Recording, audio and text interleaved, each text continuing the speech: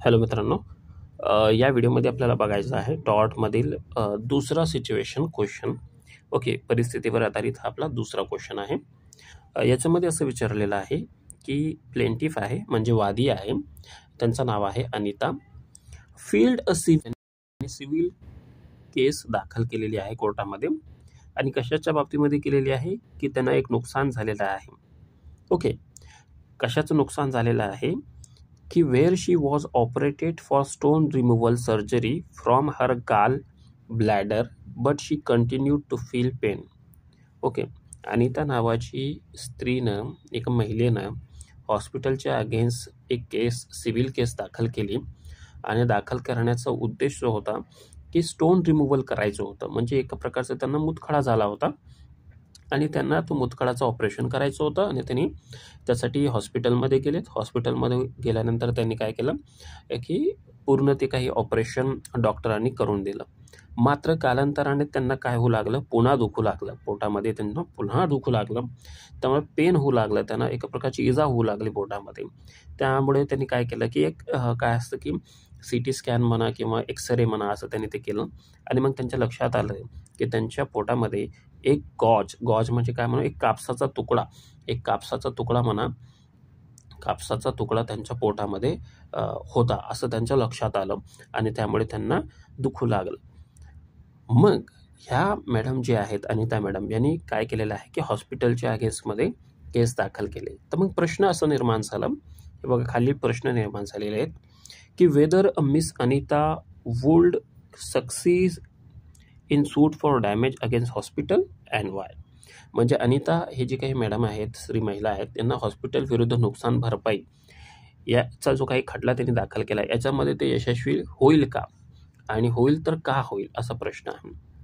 Okay, तर पहिलं बघायचं उत्तर काय आहे, याचं उत्तर आहे होय.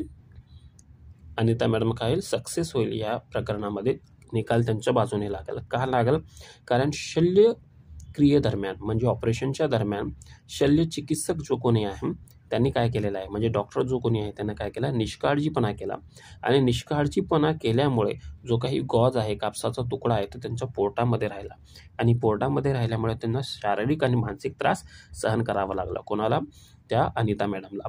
ओके, अनिता मॅडमला काय करावं लागलं, शारीरिक आणि मानसिक त्रास त्यांना सहन करावं लागलं.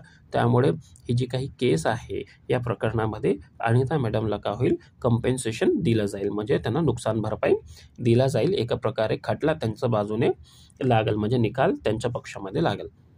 ओके, आता दुसरा प्रश्न आहे याच्यामध्ये, explain the principle involved in this case. या केसमध्ये कोणता तत्व काय आहे समाविष्ट आहे हे सांगा, असं तुम्हाला परीक्षेमध्ये विचारलं गेलं.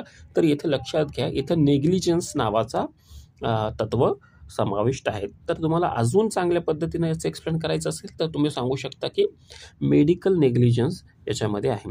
मग मेडिकल नेग्लिजन्स म्हणजे काय, तर वैद्यकीय निष्काळजीपणा म्हणजे डॉक्टर असेल, नर्स असेल किंवा रुग्णालय असेल, यांनी काय केलं की रुग्णाच्या उपचारादरम्यान पेशंट जो कोणी आहे त्याच्या उपचारादरम्यान आवश्यक काळजी न घेणे, ज्यामुळे रुग्णाला शारीरिक आणि मानसिक किंवा आर्थिक हानी पोहोचते, याला काय म्हणतात, मेडिकल नेग्लिजन्स म्हणतात.